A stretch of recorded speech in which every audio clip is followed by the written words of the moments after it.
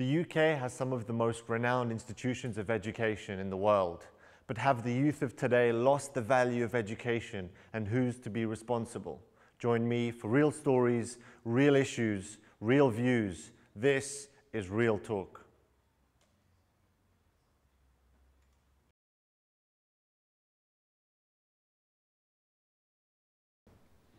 Assalamu alaikum and welcome to Real Talk, the show that discusses current issues affecting our youth. I'm your host, Emir Baramovic, and I'll be joining Ghalib in discussing the issues that matter to you. Today, we're in St. Joseph's College and we're continuing with our Real Talk UK tour, and we'll be talking about education. As always, I'm joined by an expert panel who's ready to give you their views, and also the audience who are students and a few teachers from the college. Before we start the discussion here today, let's take a look at the word on the street.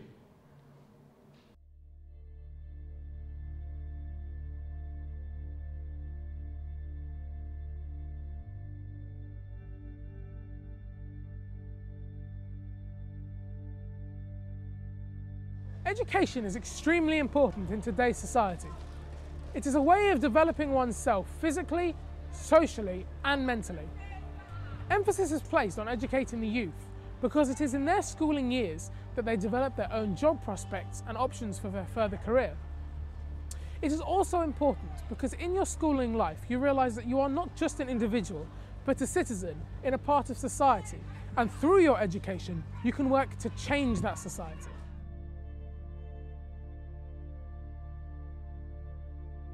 Statistics show that the educational record in the UK is impeccable.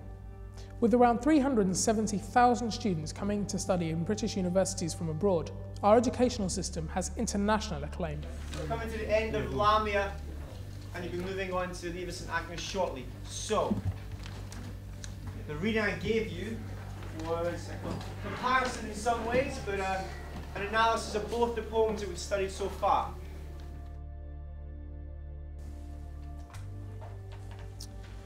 Last year, GCSE grades were boosted. 7 out of 10 papers were marked as a C grade and a quarter as A's or A stars. These increased results have allowed schools to take GCSEs in the core subjects, English, Maths and Science, a year early, and many of these go on to take AS level subjects a year early as well.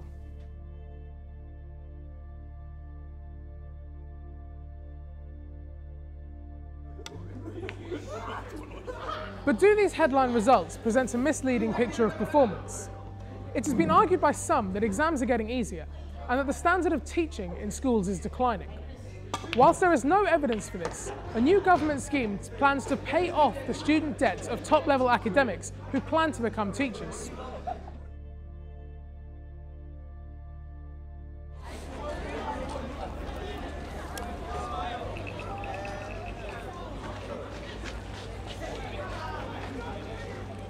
At the end of the day, the fundamental purpose of education is to create mature and learned students who go on to run the society that they live in. But how well do students value the opportunity that they have?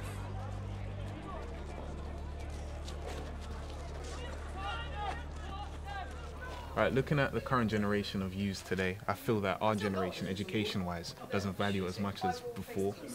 Looking at GCSEs now, and how easy they are compared to O-levels and when our parents' times. An O-level was around, at maths, an O-level was a C, which is equivalent to an A star at GCSE. So I feel that youths, they're not really taking it as seriously because it's getting, even though as our generation gets, I don't know if it's smarter or, I wouldn't say more stupid, but even though we're getting smarter or more stupid, GCSEs are getting easier. I think that as time goes on, as you go from high school to college, people start valuing education more because they know that they have to do what they have to do. They have to learn, so they study more.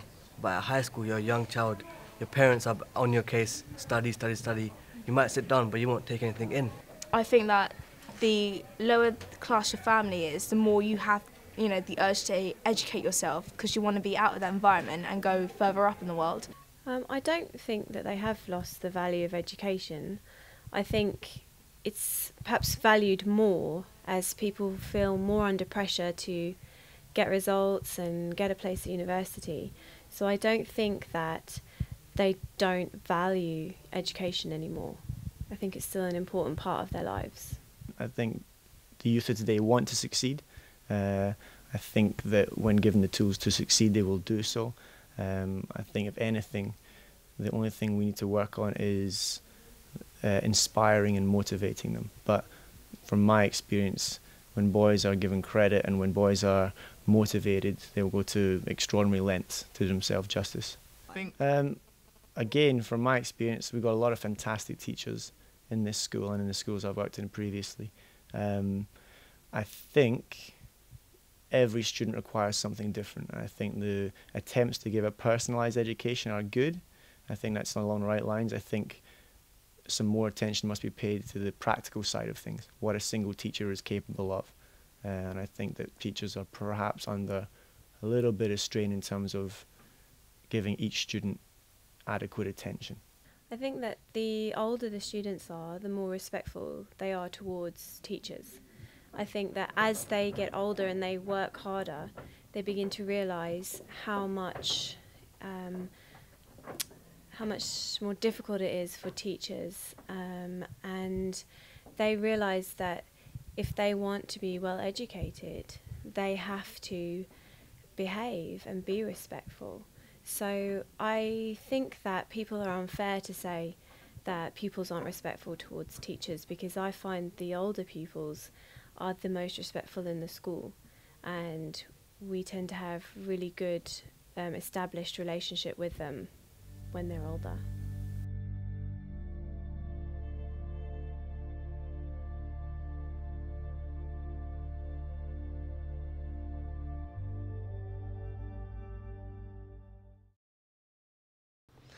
Welcome back. I hope that was interesting for you. Right, we're going to carry on straight into the discussion, and I'm going to introduce the panel for you. First of all, Jeff Whitty, thank you for joining us today. He is the former director of the Institute of Education. Thank you for coming down. Next to him, Councillor Richard Hilton of Merton Council. Thank you for your time today. And Kate Vintner, Director of Hounslow Education Business Partnership. Thank you for your time. Thank you for joining us. And Nadeem Rahman, Assistant Head Teacher of a school in Sutton. Right, with the introductions done, let's get right underway. We want to look at the shift in the value of education amongst the youth today. And I'm going to go straight to Jeff. Jeff, what shift have you seen in education in the system over the last decade? Well, in terms of the way the system's organised, we've had a huge emphasis from government on education. In the 1997 general election, Tony Blair said he was going to make education his top 3 priorities. And his opponent, John Major, said, yes, I'm also going to make education my top priorities, but not necessarily in that order. So Tony Blair really set the pattern. But in fact, there's not a lot of difference between the parties. The parties have all, really, since 1988, taken the view that government has got to prescribe some core activities at the centre, and then parents and pupils are to be allowed to choose different types of school and the particular school they attend. So at governmental level, we've got government deciding on a set of knowledge and values that ought to be taught, and then allowing parents to choose where they're taught.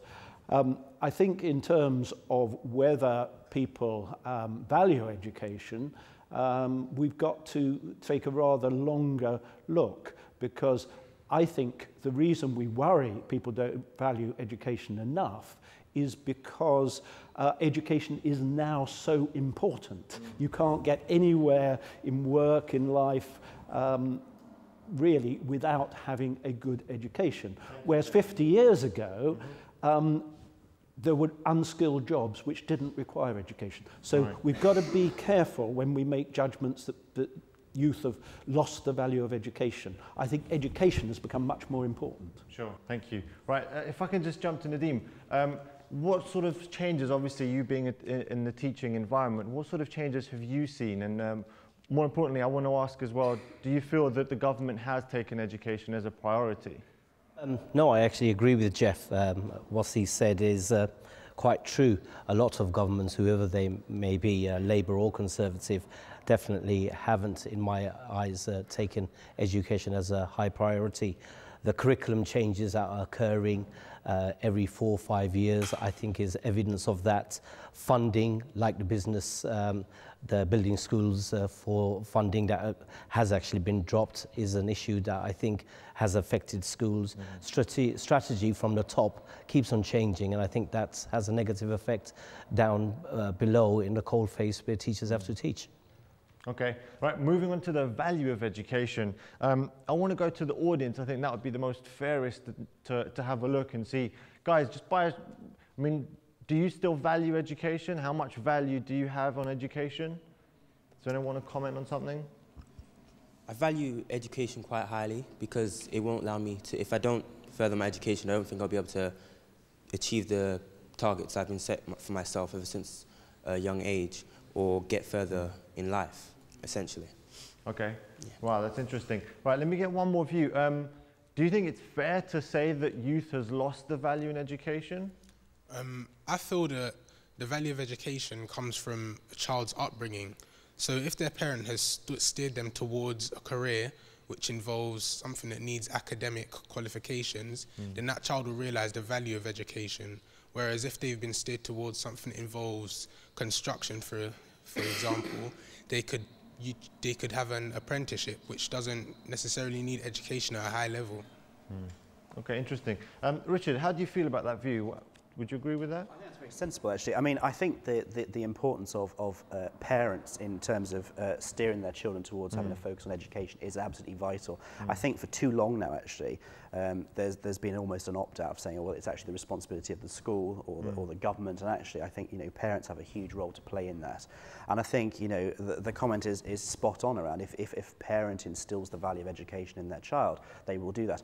I think also that the point I agree with there is, that actually an academic education isn't the only way to be successful. And I think we've got to see much more focus on things like apprenticeships, business being involved, where you can actually have things like modern apprenticeships now, and actually showing people that, to have a degree is not the only way to be successful. That's an interesting point. Kate, how do you feel about the value of education? How valuable is education in today's society, and how valuable is the extracurricular working businesses? I think education is extremely valuable, but I think that the 2 points from the audience were really apt in summarising where young people are today in terms of the parental background and support in the home life, in setting that value, but crucially around engagement. I think young people engage with education when A, they enjoy it, and B, they can see a purpose in it. And I think that if you create your education offer with a purpose in mind, seeing progression routes, seeing why are we doing this subject, seeing how is this going to help me in the future in my life, then I think that the value, is really important. Really Nadeem, I want to come to you again. Do you think that the education system that was before is still preparing the youth of today? Yes, I do think, but before I answer that, if I could come to a point Richard made, which I totally agree with, but I see in the coalface in school having a big effect, are things like vocational education. The value of vocational education, we're still waiting for the government paper in April. The real question is the education preparing the youth for the workplace? Are they getting the training that they need for the jobs that are out there? No, I don't think so at all. Yes, there are certain aspects and certain careers where there is development and training available, but still, as I go back to vocational education, even that, there's a big question mark there at the moment. We don't know what's the value of that at secondary school. We're waiting for the paper to come out in April. Now that, in my eyes, is quite demoralizing for students. If they don't want to go through the academic route and they want to go for vocational education, like we've been told, they don't have the ability at the moment because they don't know the value of it. Okay. The problem is that we're getting mixed messages from employers and from government. I mean, at the moment, the Department for Education seems to be emphasising academic education, whereas the Department for Business seems to be emphasising that's a brilliant point. Kate, what are the government doing? I mean, how are we preparing the youth for the workplace? I don't think that the two are mutually exclusive. Oh, absolutely not. We've had examples like the Tomlinson report, which actually got the balance right. Unfortunately, the Labour government rejected it, and it's now past history. But there are ways of making sure people have a broad and balanced education up to 14 or 16, Richard, I just and then want to specialise. interject with you as well. What does the local council do? What is the local government doing? I mean, nationally, of course, the government are introducing 75,000 adult apprenticeships, and I think we've got to get this balance right. It's not just about either you're academic or you're not. And I think, as I said, we've got to get involved in that. So, for example, there are now a lot of voluntary organisations which local councils and local schools can work with. So things like Career Academies UK, Young Enterprise, where they actually are bringing students, and they're not necessarily, the top performing students, bringing students into the workplace, actually giving them a sight of what they can achieve if they actually focus on their studies. And I think there's a huge role for voluntary organisations like that to be involved, and then to work closely with business and with schools in a partnership, because actually we've got to all have our part in this. And I think the local council's role in that is actually coordinating and assisting those organisations to get involved with their schools. And I said it's something I'm personally involved with. I think it's worked very well. That's really interesting. I'm going to come to the audience. Guys, how do you feel about all of these incentives that they're talking about? I mean, do you feel like the access is there? Do you feel like, yes, there are loads of things for us to do, for us to get training? I mean, yeah, go on, gentlemen. In terms of education, preparing students for the workplace, I do feel that students need extra initiative. Like, the education system is not enough to prepare someone for a workplace, because if you come straight from school into a place of work, you will feel out of place. So in order to reach the height of your goal, you do need to take initiative. And I guess it starts at home, really, with the parents and things like that. Kate, are parents taking enough initiative in supporting their children? I mean, has that... I think that the role of parents is absolutely crucial in setting those values and instilling those values at a young age. But I think what is also important is the roles that schools have to play, teachers have to play, and crucially businesses have to play. And just picking up on the point that we were talking about earlier, there are education business partnerships across the whole of the UK who work primarily in engaging parents, businesses and schools working together. And so I think when all key partners are all working together, doing the bits that they're good at, then I think that that drives success, really. So Nadeem, have you seen these initiatives benefit the youth? Have you seen it? Yes, while I'm a critic of what happens at government level and maybe even local authority level and even school level, but going back to your earlier question, I do believe there's a problem with parents playing a big role with their child's education. I can't recall, but the figure of surveys being returned by parents to schools is as low as 25%. So okay, what point would you have for the parents out there watching the show today? What would you say to them to initiate more? What advice would you have for them? Well, I think parents need to take a keen look at what their child is doing. They need to be aspirational. They need to make sure they set their goals where they think their child could achieve. That doesn't necessarily mean academics all the time. It could mean more vocational education. But the key message, even at Parents' Evening, parents sit there in front of you and they say, how's my child getting on? You tell them and that's it. They want to walk away. They don't know what's going on. Interesting. Jeff, would you agree? Well, we have a saying based on the research which says schools matter, teachers matter more, families matter most, and we better add businesses matter as well. But the thing about this is, yes, we've got to encourage lots of parental involvement, and there have been lots of initiatives on that, but there are always going to be some parents who either don't wish to support their children in education or don't have the background knowledge to know how to do it. And that's where teachers really matter. And what we've actually got to do is to get the best teachers teaching the kids who need it most because they haven't got support at home. So absolutely, yes, get parents involved, but realise that teachers also can make a difference. I want to come to the audience and ask, guys, do you feel like you're getting enough career advice? Do you feel like there's enough career advice available to you out there? Yes, sir. Hi. Yeah, I just want to raise a slight issue with what's being said. It's all well and good involving business in education and preparing people for the working life that follows education, but it seems to me that the crux of education is being missed. It's to broaden your horizons, to make you grow as a person, to get you to challenge things, to think independently. And everything that's been said seems to have missed that point. I became a teacher not to prepare people for work. Obviously, that was part of what I'm doing as a teacher. But ultimately, I came to guide them into adulthood, make them people that can contribute in a positive way to society and think for themselves and act independently, not just to facilitate business by producing Do you think that perhaps capital too stock, much if you pressure like. has been put on teachers because of that? Not necessarily on teachers, I think on young people.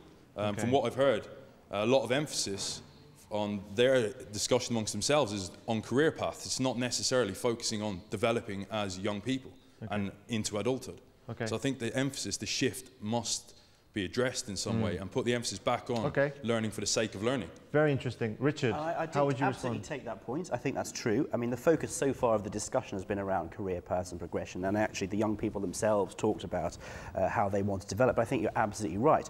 I think, you know, whilst we need to encourage people to, you know, young people to start to think for themselves, well, we need to make sure that they are equipped with the basics for life, though, so things like numeracy, literacy, and so on, which is absolutely right. But then, of course, you can actually encourage them to think for themselves. And I think actually part of the curriculum now should be around looking at, well, what can we do to actually encourage teachers to make lessons interesting, not to have such a prescriptive curriculum, for example, where you have to learn this, you have to learn that. Actually allow the teachers who are there to be, you know, the creative educators to have that authority. Nadeem, how do you feel about that? I totally agree with Richard's point, but unfortunately, with the narrowing of the curriculum now, that Michael Gove has done with humanities and modern foreign languages, in my opinion, will make a detrimental effect, because it will pigeonhole students into these boxes that they have to conform to so they can get a baccalaureate or some other qualifications that will enable that school to be high on their Ofsted reports or in their standards. Okay. Yeah. I mean, I think what's interesting, and I agree with what's been said, is that the basics are necessary but not sufficient. And you look at Asian countries, which have been very good on the basics, they are now looking to get their pupils to engage more critically with the knowledge, to do more artistic activities, some of the very things that are possibly being squeezed out. But as Richard said, what the government is doing is narrowing the core and possibly giving some space for people to do these other things.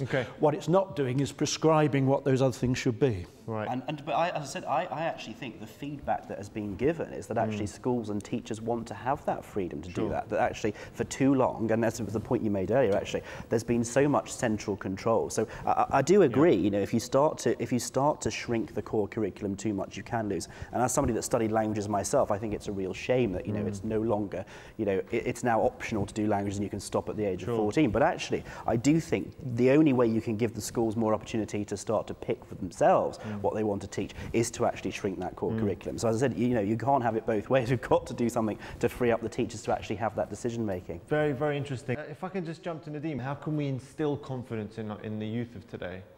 I think it has to start from the home, and I'm a firm believer of that. Okay. So I think there's more of a social reason that needs to be looked at on top of an educational reason, and making sure the practices actually meet that. But I think confidence, good teaching, outstanding qualities, inspiring children, being creative all the time. And you know, one of my best lessons I ever teach is when I am casual in the class, when children are assessing themselves, they're telling me what their next steps are. And if you can do that in the class, I think you've done your job. Okay, how do you feel? I mean, what are businesses doing to encourage I think businesses are getting more and more involved in education, but I think going back to the point that was made earlier, the two things about getting to grips with the basics and having vision and progression routes and things when you do leave school aren't mutually exclusive. And I do think that the English back sort of perspective is actually quite a sensible one, because we're getting the basics right, but then there's flexibility enough to be able to select a route or a progression route, or really an interest in what young people are doing. And so I think so long as that flexibility is there, then I think it will work. Richard, you had a quick point to say? As well, you know, school's not just about education, it's about the extracurricular activities that it gives the pupils the opportunity to be involved in as well. So things like team sports, to be involved in drama, all those sort of things actually that are really, really important to you developing as a young person. So actually, you know, the school and young people being there, they can learn through those extracurricular activities just as much as they learn in their academic lessons. And I think that's why it's vital that we do encourage schools to continue to offer those sort of activities for young people. Okay, that's interesting. I want to step outside of England now a little bit. Jeff, if I can turn to you. Recent studies have shown that England has decreased in the values of education, in the standards. And how would you respond to this? How would you? Well, I think you're talking about the various international league tables, like the PISA study. Yeah. Well, certainly we are dropping down the league table, but that's not necessarily because what we're doing is getting worse. It's much more to do with other people getting better faster and new countries coming into those league tables. So in the most recent one, Shanghai, the Shanghai region of China has done brilliantly. They used not to be in the league tables. So the problem is not so much standards are dropping in this country, the problem is they are not rising as fast as they are elsewhere. And we've really, really got to address that as an urgent problem. Have we got some points that perhaps we've seen from other countries that we could bring to the table here for us in the UK as well? Do you think there's something that we can also incorporate as well that others are doing that we're not doing at the moment, or not as much perhaps? Well, I think one of the things that studies of other countries have shown is you go through different periods, so that you need a lot of central prescription to get to a certain standard, and then you need to give the professionals more confidence and more trust to take it to the next stage. What happened was the Labour government did manage to raise basic literacy and numeracy, but then it plateaued. You need a different sort of approach now, and there's some evidence that the current government is trying to do that. The problem is it's doing it in a situation where expenditure at most is going to be flat and could go down. Other countries, some of the countries at the top of these league tables invest a lot more, and they certainly invest their money a lot more smartly, and I think that's a lesson we've got to learn. It sounds a little bit to me like there's a lot more being put on league tables rather than the value itself for the youth. Kate, I'm going to turn to you. Do you feel like there's more attention being put on a performance, or do you think that? How do you? I think that schools are clearly aware of their performance and have got targets that they have to meet, and I think that sometimes that drives the curriculum. But I equally feel that schools are doing a lot to support students in the vocational offer, in doing things like extracurricular activities, which we've spoken about. And so I do think performance tables are important. and are definitely a driver for schools in today's Britain. Okay. Interesting. I'm just going to stop you there, Kate. Unfortunately, we've come to the end of this part of the show. We're going to go to a quick break now, but do stay with us. When we come back, we want to look at the challenges and the differences in social inequality and what that brings.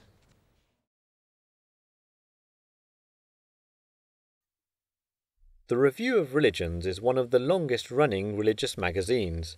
In print since 1902, it continues to play an important role in presenting the noble teachings of Islam, reflecting its rational, harmonious and inspiring nature.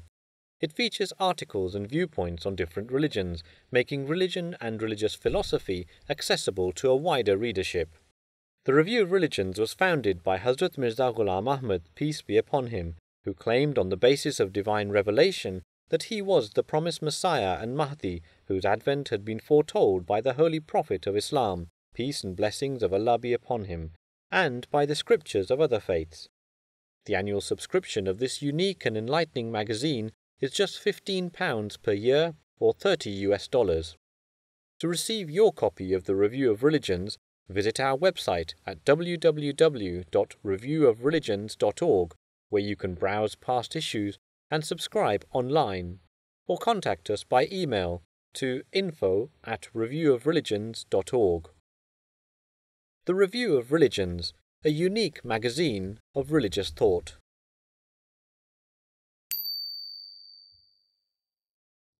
And now an important announcement.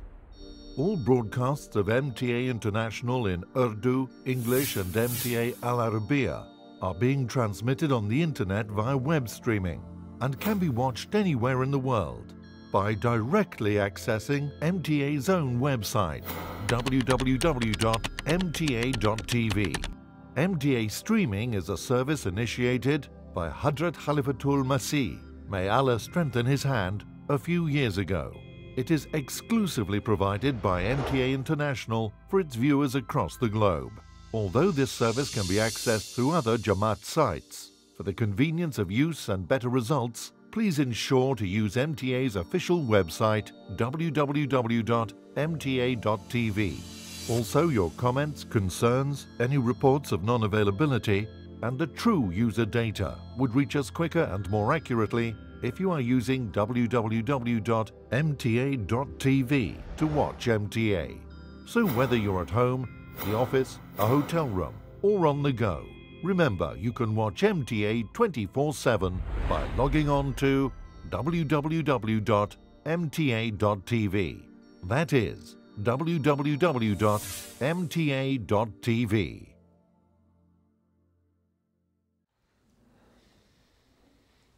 Welcome back to part 2. Here we're going to be talking about the social inequalities and how that's affecting the whole situation. Has the system failed both teachers and students by removing the discipline and structure necessary to produce responsible and useful members of society? Nadeem, why have teachers lost so much authority over the last decade? Well, I think your question is slightly incorrect. I don't think teachers have lost their control in classes. Yes, there are always issues, and there are always issues that could be, made sure that they are corrected. But I don't think teachers have lost power at all. In my opinion, I think there are issues with some schools where they don't use behaviour policies effectively, but importantly, in my opinion, as a teacher in the classroom, it's down to how a child is raised at home, what are their responsibilities, how have they been moulded to get on with people. Okay, so Kate, I want to turn to you. Do you think that children have lost the value of authority? Do you think they've lost the authority for teachers? I don't think they have, but I think that the key to good teaching and learning in a classroom is engagement. And I think that when students are engaged in the learning process because they're interested in it, they can see value in it, they can see a purpose in it, then the behaviour takes care of itself. If there are a couple of students who, are being disruptive and preventing that engagement, then clearly that's got to be dealt with. But I mean, the key for me in teaching and learning is about engagement. Okay, interesting. That's absolutely right. The House of Commons Education Select Committee has just looked at this. Says, I mean, there is a problem about some extreme bad behaviour, but the main issue is low-level disruption. And there, the evidence the committee got suggested appropriate curricula, engaging teaching, together with backing from senior staff when things do go wrong, and consistent policies right across the school so that the pupils know what is expected of them and know what will happen when they don't meet those expectations. So I guess that almost answers the question, where do you've obviously been in education for quite a while, where do you think the problem lies? Well, I'd say it's not an entirely new problem. My dad told me some pretty hairy stories about teaching in the East End of London between the wars. And as a grammar school pupil myself, I remember being quite horrible to ineffective teachers. I think the thing is now, with children all in one school, you have a number of different issues coming together. But the issue, as I've said, is getting, as Kate says, engaging teaching and appropriate curricula. Interesting. All right, audience, again, I want to ask you, do you think students are showing enough respect for the teachers, and vice versa? Do you think the teachers are showing enough respect for the students? I don't think there's one answer to that problem, because every situation is different depending on the school, depending on the child's upbringing, depending on his circumstances at home. So in order for teachers to be able to find an answer to that, then they'll need to be interacting with social services, different jobs in the community, so that they can understand where each child is coming from. But it's a very hard job, because you need to know each child in depth to know how to deal with each problem. Okay, interesting. I think that with students, authority comes from respect. Sometimes, quite a lot in classes, you find that the teacher doesn't give the students that enough respect, and that shows when it comes to behaviour. And I think that if the teacher shows respect to the student, they will definitely get it back, and that helps the behaviour of the class. And also, authority, it should start in the home. If there's a lot of authority in the home, as if when you're told to do something, you'll do it, and when you come to school, that will definitely be the case. Okay, interesting. Young lady, what are your thoughts on the matter? I think that if a teacher puts in the extra effort, then a child will as well. It just goes both ways. I don't think that I would personally, if I saw a teacher not putting in the effort in teaching me, I wouldn't want to behave well to them or anything in class. Okay, yeah, one more point. I find out when a child's brought up by their parents, depending on how they brought them up, with discipline and authority, it reflects back on the teachers. If the teacher shows the student what's going on in the lesson, inspires them, engages them, authority, respect and behaviour just comes automatically. Okay, I want to jump a little bit to an official level, and Nadeem, what about yourself? Obviously, again, being assistant head teacher, do you feel that students have lost the respect for authority over the last 10 years? Do you think that's been a...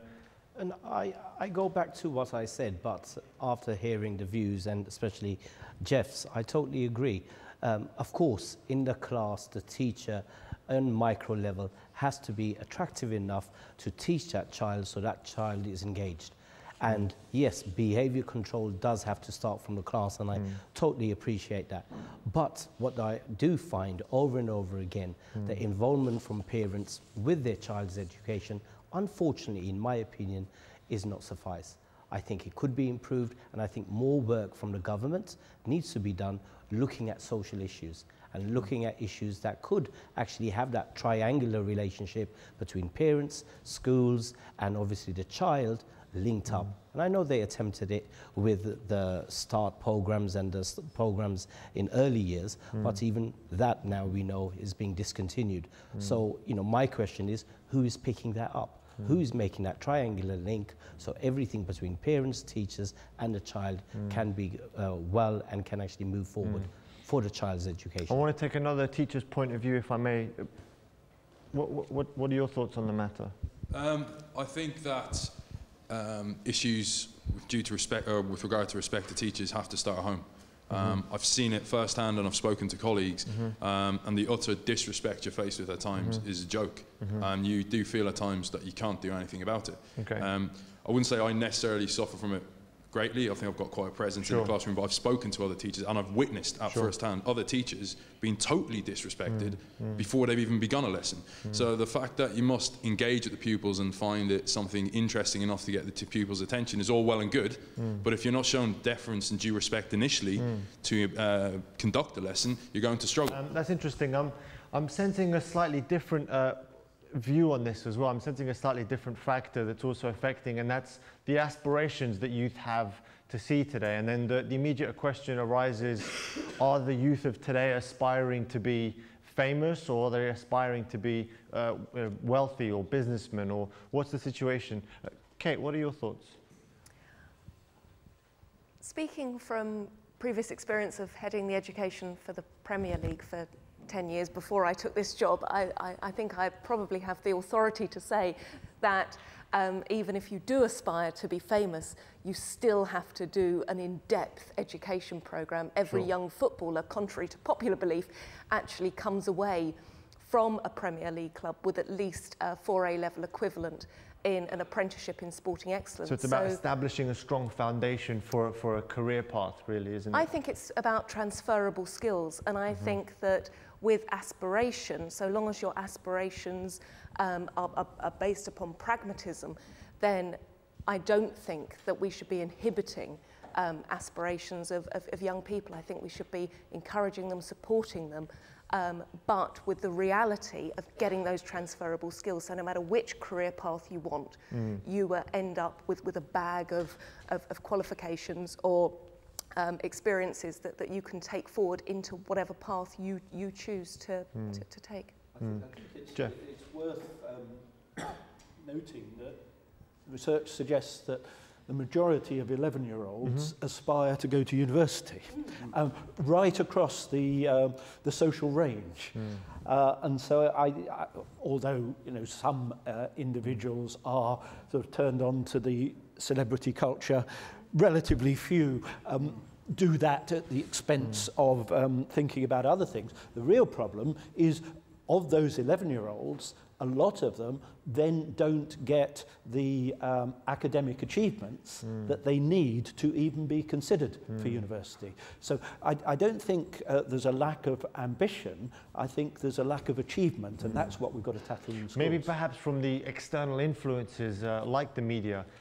Nadeem, how do you think the media are playing a role within educating and preparing youth on a subconscious level? Are we instilling enough value in education? No, I don't think so. I think the media could do more.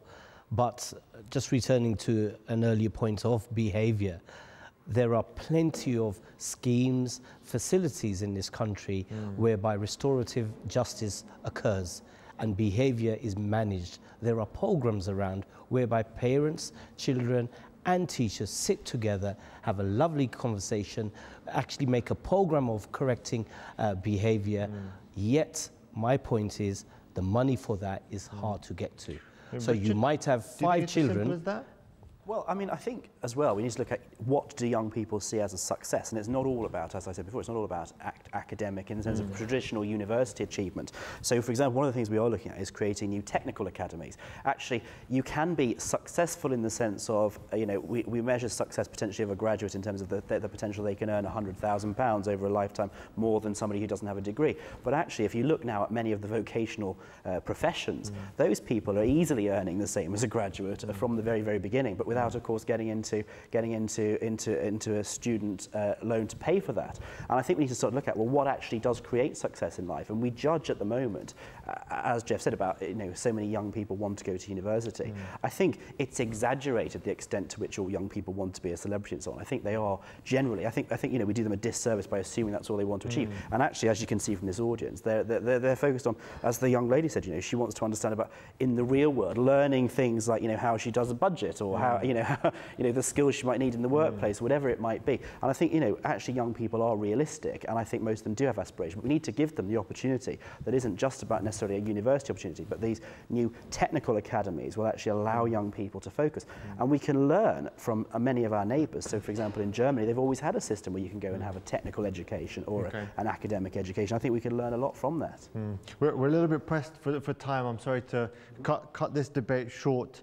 I want to move on to the real big area right now, and that's the social gap. Richard, I want to come back to you again. Council leaders in London warned that pupil premium could disadvantage the poorest parts of the country and say that children in the capital stand to lose out by about 16 million. What are your comments? Okay, so the pupil premium, I would challenge that assertion first of all. The pupil premium is actually targeted at those students from disadvantaged backgrounds. It's actually about, so for example, in my borough of Merton, we'll be getting an additional £1.2 million of funding coming from the pupil premium, which will actually go straight into the head teacher's pot for them to actually decide on where that money needs to be spent. And I think that's absolutely the right thing to do. I absolutely accept the point around central funding being squeezed at the moment, and that actually reflects the reality of the national situation we're in. We've got some of that, we're paying £120 million a day in debt interest, for example. But actually the pupil premium I see as a very positive thing, because that will actually give head teachers money that they can spend and focus on pupils from not just disadvantaged backgrounds, but also children of the armed services and so on. I think that's actually a very positive thing. Okay, that's interesting. Audience, how do you feel about this? Do you think that everyone from all backgrounds are receiving an equal opportunity on Speaking about how schools spend money, I don't think that a service such as the PTA is used to its full advantage, because parents have a direct line to their child, obviously, and so does a teacher. So that's where they can meet in the middle, and then they can see where the money should be spent so that it will be the best for the student, who is the most important person in the school. Okay, interesting. Point at the front there.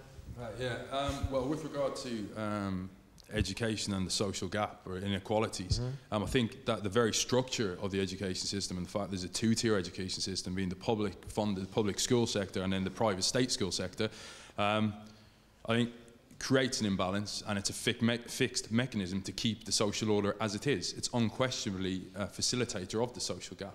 And I think you refer to £120 million worth of debt payments, or interest on the national debt. Yeah, I'm an economics teacher, so I'm aware of that to a degree. But I still think cutting back on education, and it's the education of those at the lower social sectors, it's not the upper social sectors, and I think that's an issue we could go into in depth. But ultimately, that £120 million worth of debt interest could be found from big business. It could be, if the will was there, it could be found from big business, and the education could have been ring-fenced, and indeed more money could have been put into education. There a little bit. I want to come back to equal opportunities. So in fact, we haven't seen a reduction in the schools' budget, so schools will be getting the same level of funding. It's a misconception to say the schools' budget has been cut. For some schools they will be getting a reduction. I mean, the pupil premium is absolutely vital, and I think it's a brilliant idea, and I absolutely support it. It's too low, it's about £430 per pupil, but hopefully if the economy picks up, it will go up. Because the problem in this country, compared with other countries in those league tables, is not actually the top performing students. We do virtually as well as anyone in the world. It's this long tail of underachievement. If this government genuinely puts money into supporting disadvantaged children, and the money gets to the right place in the schools and is used for schemes that actually work to improve the performance of children on free school meals relative to the others, that will be a huge gain that this country really needs if it's going to compete in the world these days. Kate, what do you think are the main solutions in bridging that gap and really getting equal opportunities out there for everyone from all backgrounds? I think we need more support across the board, really. I think we need to have targeted support around free school meals students and really giving them the opportunities that the other students do have to be able to achieve and to be able to reach those attainment levels that they're currently not reaching. I think that the point made earlier is correct. I mean, it's not the top end that aren't achieving. it's that middle band that we really need to push up to make sure that every child really achieves their full potential. Okay. Jeff, I want to turn to you with that question as well. Is there generally a low sense of morale amongst students from poor backgrounds? I think this is a very individual thing. I mean, as has already been said, there are some highly aspirational students from poor backgrounds. But I think there are real issues about how far they can progress. I mean, there's some really sort of startling statistics about for instance, the numbers of children on free school meals who get to Oxbridge. This is quoted in the government's white paper. And so I think we've got to make sure that the few individuals who do achieve, whether it's in business or at university or indeed in Premier League soccer, are there for others to see that it's possible. And therefore you can attack the problem of low morale by showing that it is possible to achieve, but you also have to help them, as I've said before, to understand how to achieve when in fact your families perhaps haven't had a background of going to university, for instance. We're drawing towards the end of the time that we have today, and we're coming to the end of the discussion. I want to look at the future of education in Britain. Richard, what changes are you expecting to see over the next decade in education? Okay, I think we're going to see a move towards more local decision-making for schools. I think we're going to see a move towards actually universities actually having more pressure to address this issue that Jeff raises about. So, for example, Oxbridge, for example, taking more students as part of the sort of the handoff from being able to charge an increased fee. They will be therefore expected to take more people from underprivileged backgrounds. I think that's very, very important that we address that. And as I said, I think there's going to be much more move towards choice. What I would like to see in a couple of years' time, as hopefully the economy starts to recover, is they're actually able to start to reinvest and increase funding in education again. That's certainly the direction I'd like to see it moving in. Okay, Nadeem, how do you see the education moving forward in the next decade? How do I see, or what I would like it to be? I think if I stick with the latter and say I would like to have clearer direction, making sure that we are there for the students, we can make sure that the students attain as much as they can, because after all, and it's a motto I've always had dear to my heart, is the students are our future. If we cannot invest in them, what will our future be like? And that is something that I always say to my students when I'm in assembly with them, and they are money orientated, they want the best Beamers or what have you. But ultimately, when they leave education or they get to sixth form, they do know they want a better future. So they are our future and we need to invest in them. Okay, would you like to see a shift towards more vocational training? If it was purposeful and what business wants, then I think that would be you know, a positive step forward. I see the future of education in Britain as bright. I think we're moving in the right direction. I think we're going to be focusing far more upon core values and getting everybody up to the standards that business expect, and then hopefully having enough flexibility within the curriculum to inspire people to take their chosen career path, whatever that might be. I wouldn't say that about where we're going with adult education, but I do think from the school's perspective, you know, we're there. I would like to say that I do think also that businesses are going to have more and more of an impact and support of schools, and then influence the direction. Okay, interesting. Jeff, what are your comments? In terms of the future, I think we've got to up our game to compete in the world, and I think crucial to that is the standard of teaching. We've already improved initial teacher training tremendously, and I think we now need to do a lot of work on improving the quality of the teaching force as a whole. Governments haven't done very much to support in-service training of teachers. This government is making schools responsible for it themselves, and we've really got to grasp that, because otherwise we will not be a world-class education system. Wow, it's really interesting. Let's get a point from, let's get a few points, closing points from the audience, please. What have you taken from this show?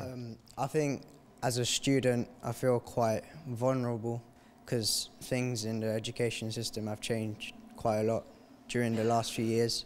Like before, I didn't really know what I wanted to do, but I knew that I wanted to study quite a lot until I was quite old.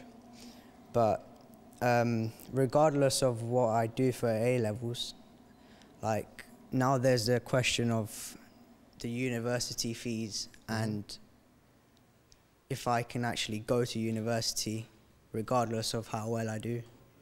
So I don't know if the government are doing the right things, like if they know what to target in the education system. Okay, thank you. Point at the front here. I guess over the next 10 years they need to decide really what the education system's actually for. Is it to educate people, or is it to keep the young people occupied, or is it simply to feed business? Affirm a definition of purpose. Yeah, exactly. And to actually, if it's going to be for knowledge and to help people grow, then focus it that way. If it's simply to supply business and industry, well then I think that's going to be disappointing and a bit of a shame, really. Okay, sure. Someone else had a point? Yeah.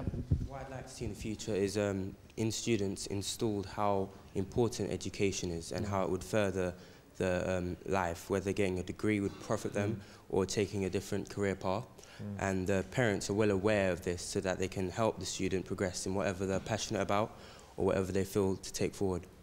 Yeah. Okay, wow, interesting. A few more points here. Yeah. I think that in order for the future of education to be bright, students need to understand the importance of general knowledge, because if they see that they're doing a subject that they're not going to take further after GCSEs, then they won't really see the importance of learning it. So they need to understand how important it is, because all knowledge is helpful in any workplace. Okay, thank you. Unfortunately, we've run out of time for this program, and I'm just going to quickly wrap up and say education is still very, very important. A lot of emphasis is needed from the parents to enforce the respect of authority, and students are given the incentives and the direction. They just need to be given that power and that emotion for themselves to do it. Unfortunately, we have run out of time today. I want to give a special thanks to St. Joseph's College in Croydon today for letting us film, and of course, thank you very much to all our panelists and audiences.